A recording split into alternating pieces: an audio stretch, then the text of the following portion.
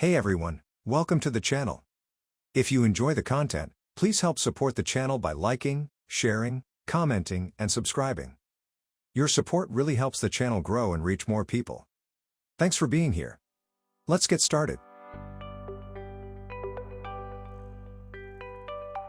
Predictive history, consciousness, and the hidden logic of power. The world can be understood as a game. Nations are the main players, but they are not identical players. Each nation has a personality shaped by geography, history, culture, memory, trauma, and strategic position. The United States behaves one way because of its geography and history. China behaves another way because of its own civilizational experience. Iran, Russia, Turkey, Israel, Japan, and Europe each act according to their own position in the game. The mistake is to focus too much on what leaders say. Public statements are often theater. Speeches, promises, press conferences, diplomatic language, moral slogans, and campaign lines rarely reveal the true direction of events. The deeper question is always strategic. Given the position of each player, what is the optimal move? Over time, the player will move toward that strategy, even if the leader does not fully understand it at first. This is the basis of predictive history.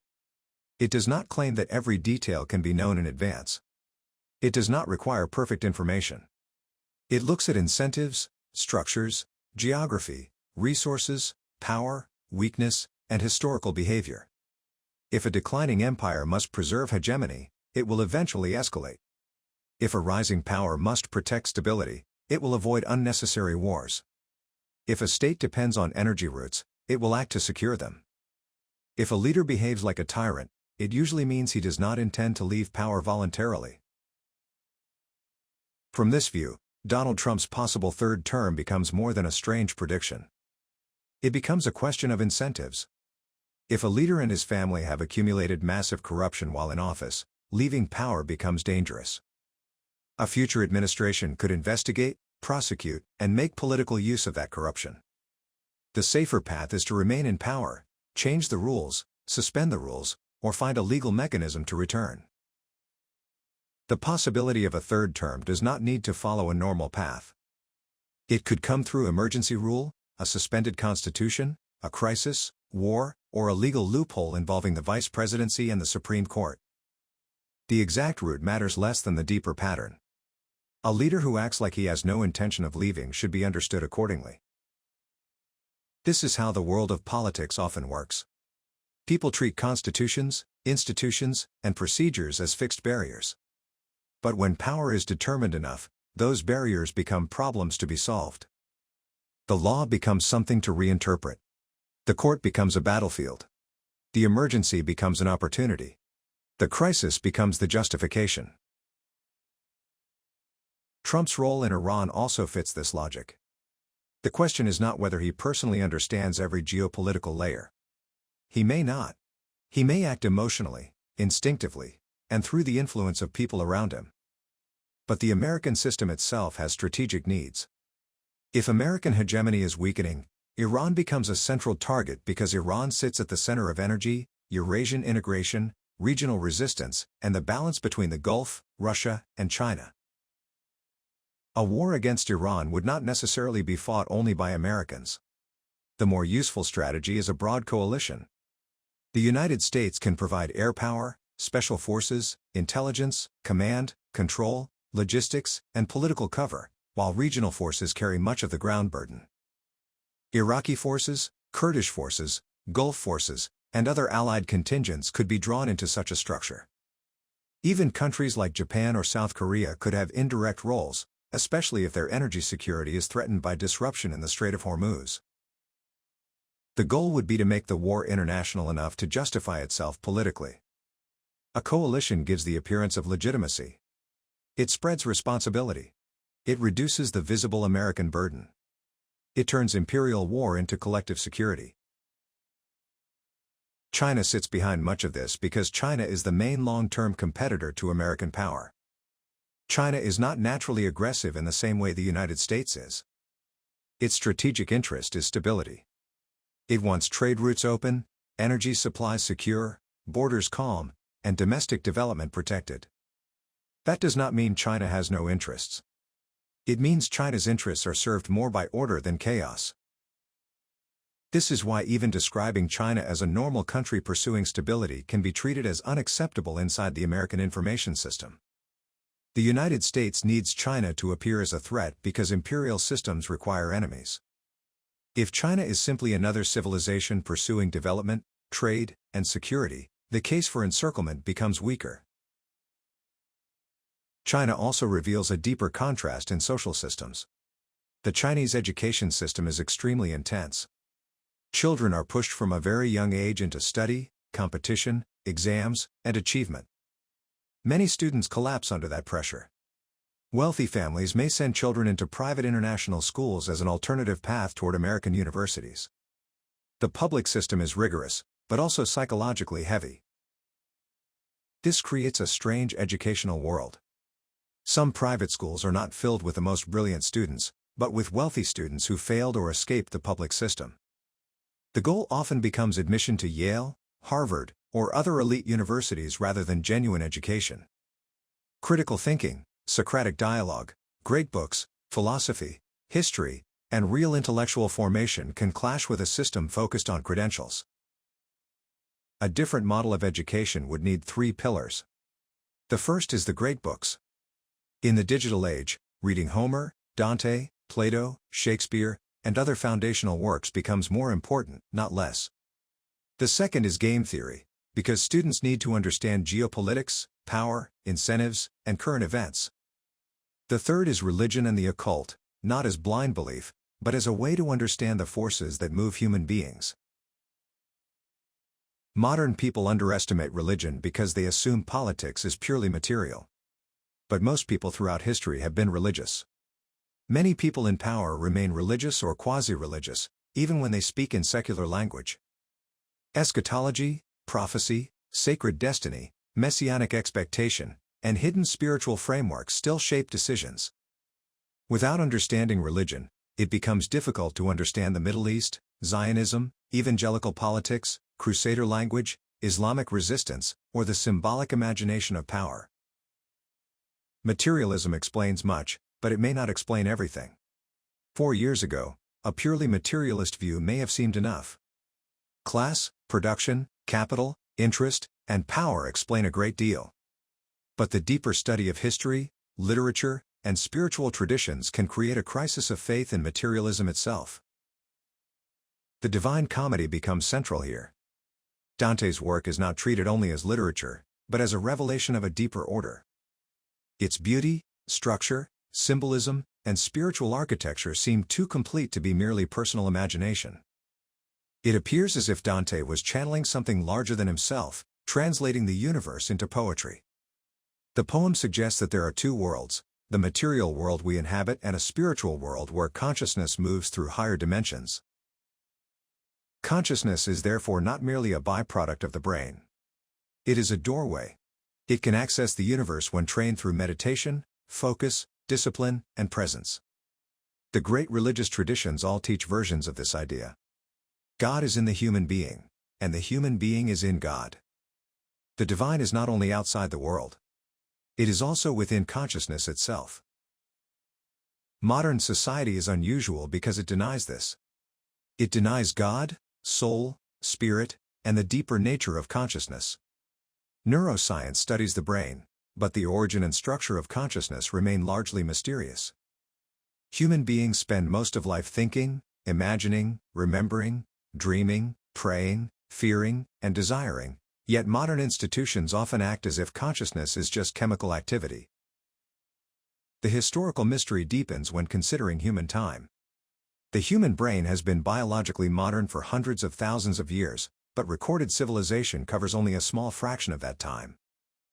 This raises questions about what existed before the known record.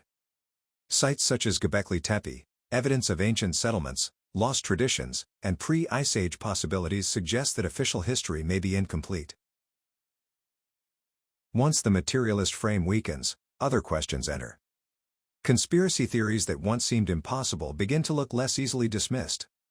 The moon landing, the assassination of JFK September 11th, and other events appear strange not because every alternative explanation is proven, but because official stories contain gaps, contradictions, missing evidence, and institutional concealment.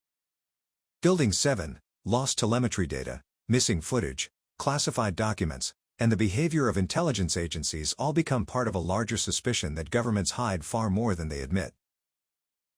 To understand why elites might do things that seem irrational, one must understand the occult imagination.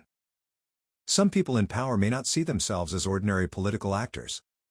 They may believe they have a religious mandate to remake the world, summon a new order, fulfill prophecy, or prepare history for divine return. Their actions may not be fully explainable through profit alone. Artificial intelligence enters this same symbolic world. Some researchers and tech elites use language about summoning demons, building gods, or creating superintelligence. This can be dismissed as hype designed to attract investment. Fear sells. If people believe AI will change everything, they will pour more money into it. But the language also reveals something deeper. The technological elite often speaks as if it is no longer simply building tools. It is trying to create a new intelligence, a new authority, even a new deity. AI becomes a modern occult project. It promises knowledge beyond the human, prediction beyond normal intelligence, and a system that can guide civilization. Whether the language is literal or promotional, it shows how technology has taken on a religious function. The machine becomes oracle, demon, god, servant, and master at the same time. This leads to the connection between mysticism, finance, and power. If consciousness can access patterns in the universe, then disciplined mystical traditions may appear valuable not only spiritually, but strategically. A person who believes meditation can reveal the future may also believe it can improve business decisions, geopolitical forecasts, and market timing. Finance is attracted to anything that seems to give foresight. The discussion becomes more controversial when it enters Kabbalah, Chabad Lubavitch, Zionism, messianic politics, and the idea that small mystical movements can influence geopolitics. The point is not that all Jews believe these things. Many Jews are secular, liberal, atheist, or opposed to religious Zionism. Many Jewish traditions historically rejected the idea of forcing the return to Israel before the Messiah. Zionism itself was once a fringe movement, rejected by many religious and secular Jews for different reasons. But a small committed minority can shape history if it is organized, patient, wealthy, and intergenerational. A movement does not need majority support if its members are disciplined, strategic, and willing to dedicate their lives, children, and institutions to a long-term goal.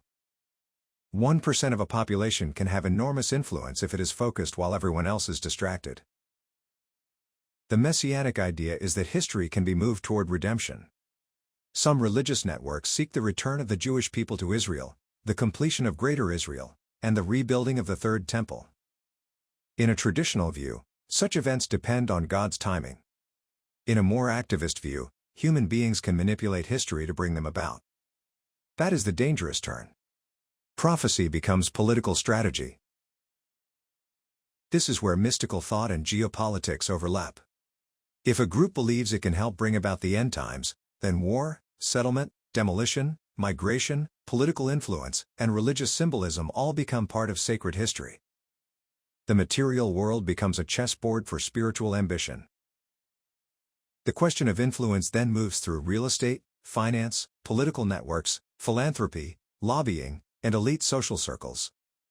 Brooklyn real estate, birthright trips, American political connections, Russian networks, Israeli politics, and relations with figures like Trump or Kushner all become possible pieces in a larger pattern. Some of this remains speculative. Some of it is presented as thought experiment. The point is to ask how small networks might use wealth, belief, family, and institutional reach to shape events over decades. Jeffrey Epstein enters this world as a figure of elite networking, intelligence, blackmail, and hidden power. His rise is strange. He moved from teaching to finance, from Bear Stearns to powerful circles, from arms-related networks to connections with billionaires, politicians, academics, and royalty. He gained access far beyond what his public credentials would explain. Les Wexner gave him extraordinary control through power of attorney. He became connected to philanthropic networks, elite institutions, and intelligence-adjacent spaces. The straightforward explanation is that Epstein functioned as a fixer and blackmail operator. He created compromising situations involving powerful people and produced leverage for intelligence services or elite factions. This alone explains much. But the deeper question is who elevated him, who protected him, and why so many powerful people wanted access to him. His case reveals how power works in hidden networks. Official titles do not explain everything. A person can become valuable because he connects people, offers forbidden services, gathers secrets, moves money, protects reputations, and provides access to circles where influence is traded. Such a person may appear socially insignificant, yet become central because he performs functions that official institutions cannot openly perform. China presents another layer of this hidden structure. The Chinese elite may not be infiltrated through ideology in a simple way. The more practical route is through wealth, children, education, immigration, and offshore finance. A billionaire or provincial figure inside China may want stability publicly, but privately may want money and children safely placed abroad. Western schools, elite universities, finance jobs, visas, real estate, and offshore accounts become channels of influence. This does not mean China is controlled from outside. It means elite vulnerability exists wherever wealth seeks escape. If powerful families want access to Harvard, Yale, Wall Street, London, New York, Vancouver, or Singapore, then foreign networks gain leverage. Children become hostages to status. Money becomes a chain. Education becomes an entry point. At the same time, China is not passive. The Chinese state understands capital flight, foreign influence, corruption, and elite dependency. Under Xi Jinping, financial corruption and billionaire autonomy have been aggressively restrained. China's party state tries to keep political power above oligarchic power. That is the central difference between China and the West. In the West, capital often stands above the state. In China, the state tries to stand above capital. The conversation also returns to Marxism and dialectical materialism. Materialism sees history through class, production, capital, and social organization. Everything is downstream from the means of production. But there may be older spiritual patterns beneath dialectics. The Kabbalistic tree of life is described as a structure of polarity, movement, tension, and synthesis. Thesis produces antithesis, and out of that polarity comes a new synthesis. This resembles dialectical thinking, though Marx applies it to economics and class. Marx's background also matters in this view. His family line included generations of rabbis. Even if Marx rejected religion, he still grew from a world shaped by religious concepts, language, and symbolic inheritance. A person can reject an environment and still be shaped by it. Materialism may therefore carry traces of older mystical structures, even when it declares itself anti-spiritual. This does not erase class analysis. In fact, much of the political argument returns to class. Behind Zionism, empire, war, and ideological conflict stands transnational capital. The real power is not simply religious. It is financial. Israel becomes useful because it serves the interests of American and Western capital in the Middle East. It helps control a resource-rich region. It serves as a strategic asset. It aligns with the American state because it helps maintain imperial power. This is why the relationship between America and Israel cannot be understood only through religion or ethnicity. It is also about empire, energy, capital, lobbying, military power, intelligence, and Cold War strategy. Israel made itself useful to American power, and American power protected Israel. Organizations that might otherwise face legal restriction were tolerated because their work aligned with state interests. The same logic explains why anti-Zionist politics creates panic inside Washington. If younger voters, working-class people, and democratic socialist movements begin opposing war, Israel, oligarchy, and the foreign policy establishment, then the old system loses control over the Democratic Party. Figures like Bernie Sanders and newer anti-war voices show the danger. The party establishment will move aggressively to contain them, as it did in 2016 and 2020. The future of American politics may depend on whether the Democratic Party can become anti-war and pro-worker again. The Republican Party has become increasingly cult-like around Trump. If the Democrats remain tied to oligarchs, Zionist networks, financial elites, and the national security establishment, then ordinary people will have no real political outlet. But if young, anti-war, working-class voices rise inside the party, it may become the only viable path for reform. The danger is that the ruling system will not surrender easily. It controls money, media, intelligence, universities, courts, parties, donors, and narratives. It can railroad candidates, shape primaries, buy media institutions, frame public opinion, and destroy reputations. But the old system is also weaker than before because the public no longer trusts it. The deeper lesson is that modern politics cannot be understood through only one lens. Material interest matters. Class matters. Capital matters. Empire matters. But religion, mythology, occult belief, prophecy, trauma, family networks, spiritual longing, and hidden institutions also matter. Power is not only rational. It is symbolic. It is emotional. It is metaphysical in the minds of those who wield it. The modern world pretends to be secular, but its elites still worship. Some worship money. Some worship technology. Some worship nation. Some worship prophecy. Some worship intelligence. Some worship power itself. The names change, but the religious structure remains. Predictive history tries to read these layers together.